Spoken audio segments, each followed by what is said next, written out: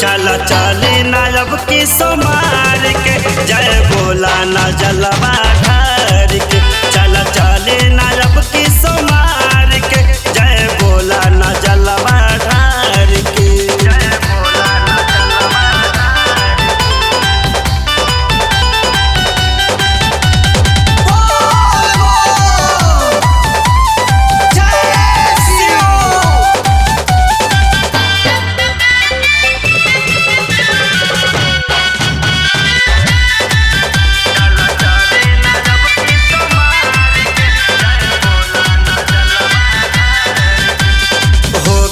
कुल्ही तैयारी जी लेट हुई छूट जाए गाड़ी जी।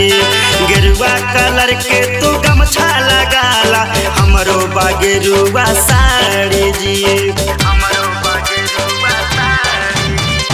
हो गइल कुल्ही तैयारी जी लेट हुई छूट जाए गाड़ी जी। गेरुआ कलर के तू गमछा लगाला हमरो बागेरुआ साड़ी जी। सगरो मनवती पूरा हो जाए चला न पिया पुकार के। चला चली नायब की सोमार के जय बोला ना जलवा ढार के। चला नायब की सोमार के जय बोला ना जलवा ढार के। जय बोला ना जलवा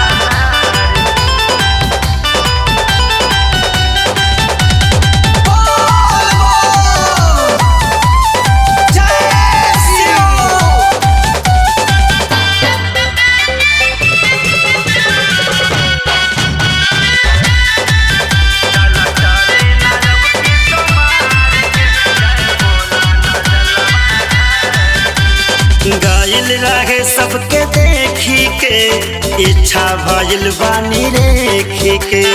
केहू के खुश भइल घरवा आंगनवा लइका भइल हमरे साथी के।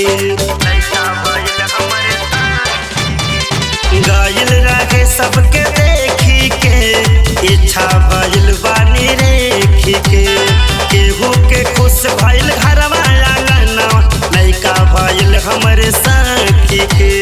अवधेश बलम कान्हे लेला कंवरिया चलिहाना गजा मार के। चला चली नायब की सोमार के जय बोला ना जलवा ढार के।